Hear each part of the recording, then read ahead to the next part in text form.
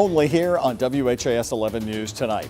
Well, you know, she's been right there by his side at basketball games and at fishing trips around the globe for more than 2 decades. Protecting the legacy of the man whose place in basketball history is certainly rock solid. Late this afternoon, I sat down with Susan Sweeney Crum, the wife of Denny Crum. The coach died yesterday at age 86, and there is one thing she wants you to know. He just loved it here, and he loved the people.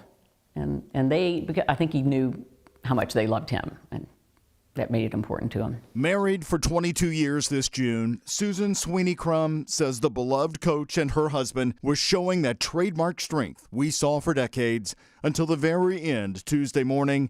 She was by his side. He went into hospice early December, and we weren't sure he'd make it to the end of the year. And then it was like, oh, well, he's here. I guess we'll make it through January. The next thing you know, I was like, I think he'll be here for his birthday. And then he was here for Easter, and then he was here for Derby. As he entered hospice care at his home, the daily, weekly visits started. From UK coach John Calipari at one point to Crum's beloved players. He loved it. He loved U of L.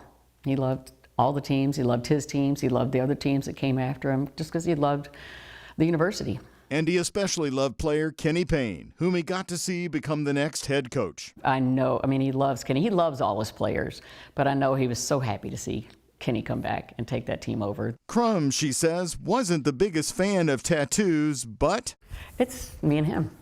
It's you and Denny. Mm-hmm. On my heart. Forever.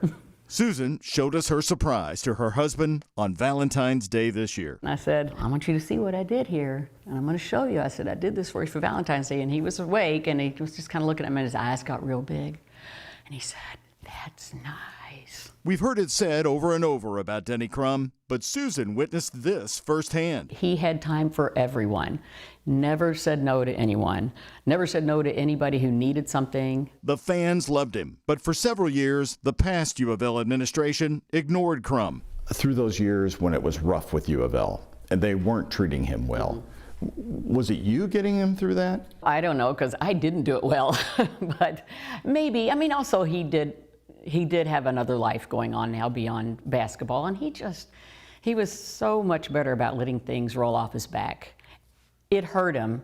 I know a lot of things hurt him, but he never said much about it. And then things got better with change. And Susan wants you to know, Denny Crum saw the love. He was just a regular guy in a lot of ways.